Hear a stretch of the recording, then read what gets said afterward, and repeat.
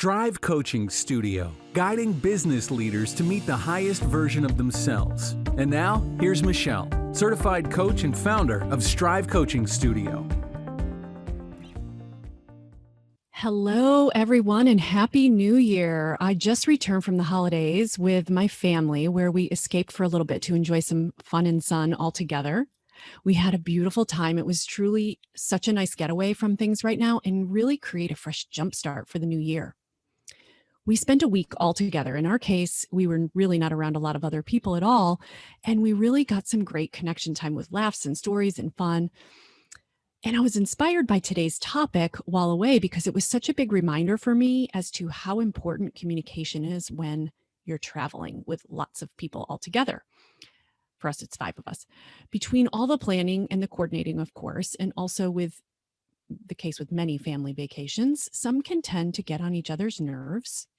Kids and parents together for a week in close, tight-knit quarters, it can happen.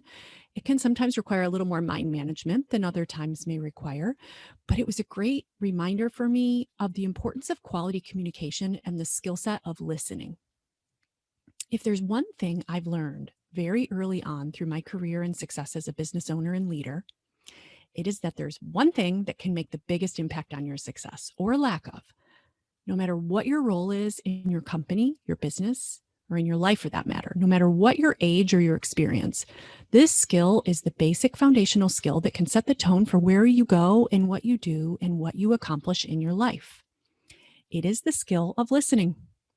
I know, it sounds so simple, doesn't it? And because it sounds so simple, we all believe we are really good at it. Of course we are. We don't need a podcast to tell us how to listen, right?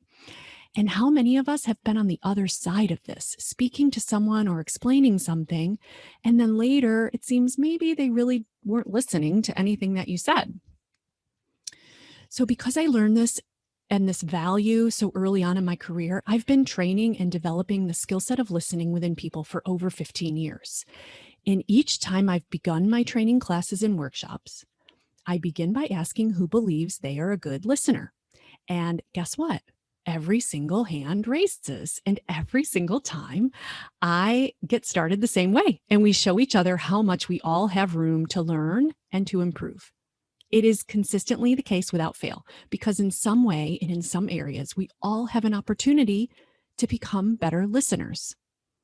So what if I told you that you'd make more money if you improved your listening skills, or that you would get the promotion you'd hope to achieve, or that you'd make that sale you've been working on for months, or that you'd have higher quality relationships in your life with your spouse, your kids, your parents, your siblings, that you'd build a stronger, higher quality team in your organization? No matter what you hope to improve or accomplish, if it includes another human being, and most things do, improved listening skills will play a huge part toward getting you where you want to be. So for these reasons, each time I've taught my classes in the past, a listening assessment has always been the opener for just about any type of class I've been teaching. We always start with a fun game immediately on the heels of all those listener hands being proudly and confidently raised. Maybe you've been involved in something like this before. There's a paragraph written on a piece of paper that takes up about, half a page. Similar to the old telephone game that some of you may be familiar with, except instead of a sentence, it's a very short story with a variety of details and pieces of information. So one person starts by leaving the room and reading the story to one other person privately. And then another person goes out, and that person tells them what they were just read. Then another person is told what they were told, and so on and so on and so on, for about 8 people or so. At the beginning, when the first pair go outside the room, it takes forever, and we're all wondering, are they ever going to come back? Obviously, they've been very carefully covering the details thoroughly and repeating them to make sure the listener caught all of it. But quickly, maybe by the 3rd or 4th person who rotates out, within less than a minute or so, they're returning. And then you start hearing laughing because it becomes a sentence or two, then one sentence, and then finally, the last person comes in to report what they were told. And lo and behold, you might get a few words right and you might get them accurate, but likely not. And everyone who heard some variation of it along the way laughs because it's amazing to all of us how things went downhill so quickly. Definitely give it a try in one of your team meetings or even in your family for fun. Any variation of this will result in the same conclusion. 100% of every class or workshop or activity I have facilitated has always gone the same way. And by the way, keep in mind, this is a situation where everyone participating knows exactly what they're being tested to do. So it's typically a more captive audience right now at the moment than what the typical average person or time is in our lives. So in fact, they know they need to prove what they just claimed to be true, making it all the more impactful when it's over for each person to really reset their idea of what kind of listener they are and what we really mean by listening. At that point, we all realize how much we have an opportunity to be so much better. And in these days of emails and text messages and chat groups, our skills are becoming less and less honed, only making those who have the skill set that much more valuable and appreciated. Every single one of us has such an opportunity to be a great listener and become more valuable, more appreciated, and more needed in this world. So let's look at this for a moment. Even though I know this material and I'm aware of these concepts really acutely, I took a minute for the purpose of this podcast to actually read the definition and true meaning of listening. So this is interesting. Merriam-Webster defines hearing as the process, function, or power of perceiving sound, specifically the special sense by which noises and tones are received as stimuli. Listening, on the other hand, means to pay attention to sound, to hear something with thoughtful attention, and to give consideration. I am so happy that I took the time to read these. I love these clarifications. So when our first reaction is to say that we're great listeners, are we really saying that we're capable of hearing, of the process, function, and power of perceiving and receiving sound, noises, and tones? Or do we stop when we hear something to actually listen, to pay attention to hear it with thoughtful attention and give it consideration? Big difference, huh? When we really consider that definition as fact, I would imagine that my ratio of hearing versus listening is much, much lower than I'd like for it to be. And this awareness is such a light bulb. So why is this? What are the main reasons that we can be really great at hearing, but not necessarily very good at listening? Every time I've held my classes for these different exercises, each participant completes an assessment of themselves and ranks themselves on a scale of 1 to 5 in terms of their listening habits. And these are the most common listening obstacles and factors for most people that I've gathered in my years of tracking. Probably not surprisingly to you, the first one is distractions. This has historically always been a top-ranked issue. It was an issue 15 years ago, and it's even more common now. Our phones notify us about everything, and we are reachable by everyone all the time in so many formats. Aside from our phone addictions being a contributor to this, because our phones can alert us of all things regardless of whether they are really urgent or meaningless, we've become reliant on them and aware of all their activity, distracting us from those in front of us and literally removing our minds from where we are now physically, what we're doing, and who we are with in the present moment. Basically, all notifications have become urgent notifications to our brain and in our habits. Our bodies are there, but our minds are somewhere else. And of course, our phones are just one of the biggest distractions, but we all have plenty of others too. We can all easily fall into a trap of limited attention and focus because our world is filled with them. Number 2 is what I like to call planning your next move. You're thinking about what you want to say and waiting for your chance to say it. While you may be able to hear, meaning receive sounds into your ears while thinking about what you want to say next, it's truly not possible for you to actually pay attention, give thoughtful attention and consideration to what someone else is communicating to you at the exact same time. And it many times can lead to interrupting the other person because your brain's main objective now has decided that getting this new information out is important, and listening or even hearing anymore are just in the way of that agenda. People who are selling something easily can fall into this trap. They hear just enough, and before you've explained your needs to them entirely, they're telling you all about something that you have no interest in buying or need at all. Even when you tell them what you want, they tell you what they want you to buy because they never listen to you.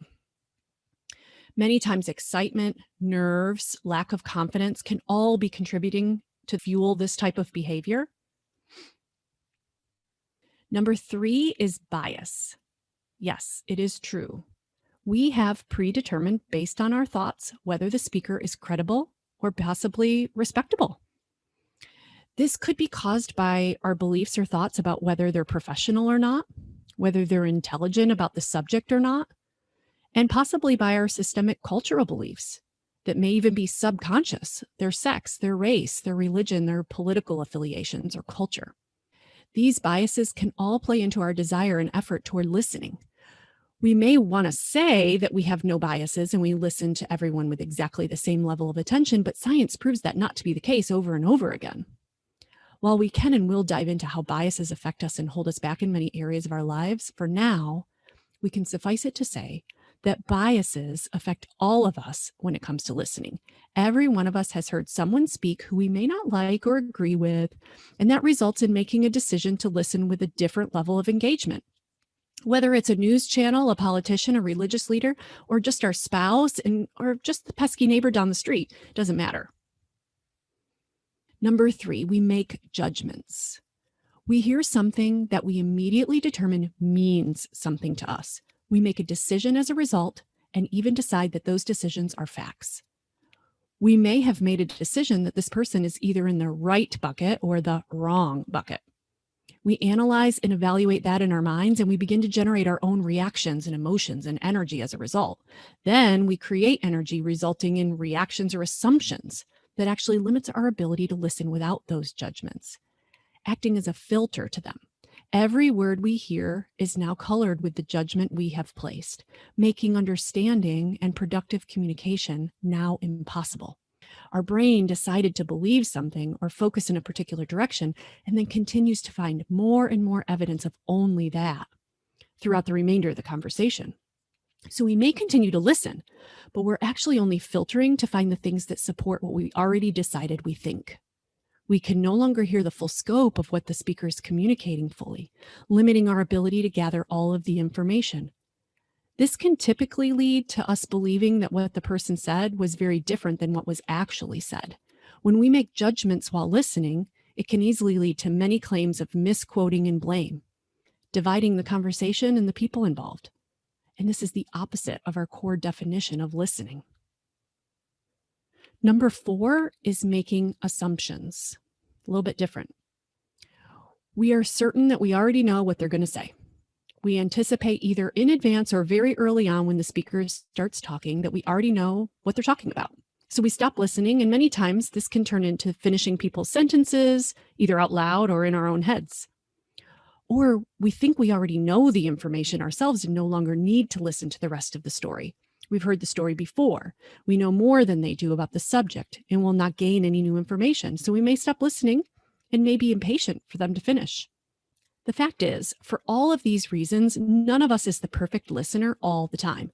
Our human mind does this to be efficient. It's doing its job, exactly what the human mind does. It's supposed to do it, and it does it with everybody. We've all been guilty of some or all of these limiting behaviors at some point or another.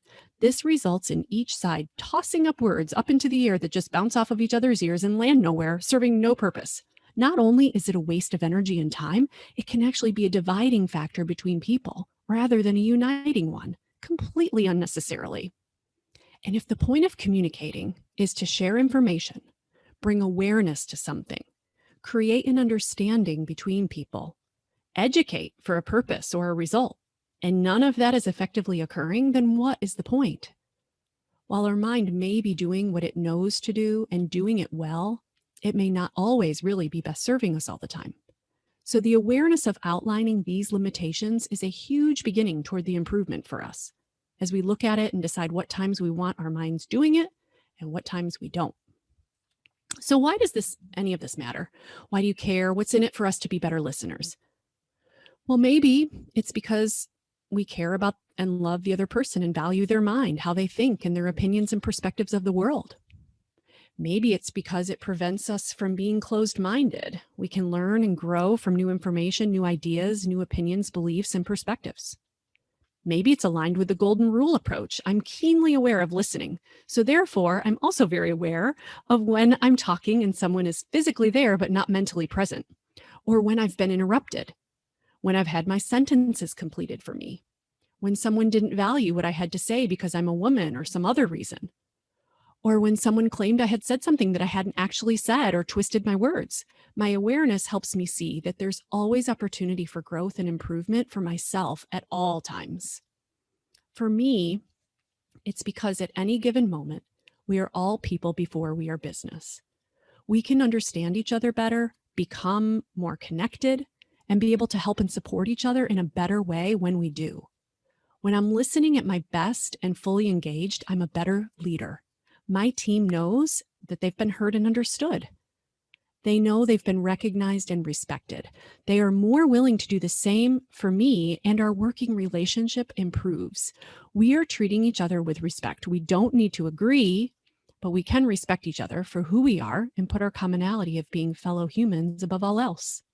This results in loyalty, dedication, and commitment. It also results in a more efficient use of everyone's time. If we listened to what each other was saying without these limitations, we could more quickly accomplish our own objectives as well. We can better address our team for what we need to accomplish when we listen to them effectively. We can better deliver the best possible product or service to our customers when we listen effectively. We can better communicate to our boss when we listen effectively. And we can better understand our spouse, kids, parents, and families when we listen effectively. The benefits of listening, asking questions, gathering information, and then properly and effectively utilizing that information will much more quickly create understanding and connection between any two people, no matter what the roles or the situation may be. This can only improve your results toward whatever it is that you're hoping to accomplish. So here are the 3 lessons or takeaways from the tests and research I've done. First, stop multitasking. Ignore your phone and whatever else is distracting you. You are more efficient with your own time and respecting of other people's time when you listen fully the first time without distraction and then move on to your next thing. Multitasking is a misnomer, and attention distractions only make each task take longer and each task less effective to result in lowered quality. The answer is that multitasking is rarely a better use of time for anyone. The second one is to stop talking and stop thinking. Instead, just listen fully with all of yourself. Provide and show respect to the other person by giving them that gift. Then trust yourself that when they have finished talking, you will most certainly be capable of formulating a response that is aligned with both your values and opinions and also with consideration for the information that was just shared. You'll find it's actually a beautiful gift that you can really give to yourself. And the third thing is stop allowing your mind to judge and assume. When you notice that you've fallen into any of these limiting factors, realizing that you're distracted, thinking, or no longer listening, ask your mind why you're choosing to do that. Can you look at it and assess your real honest reasons as to why you've done it? What did you decide in your mind that gave your mind permission to escape listening?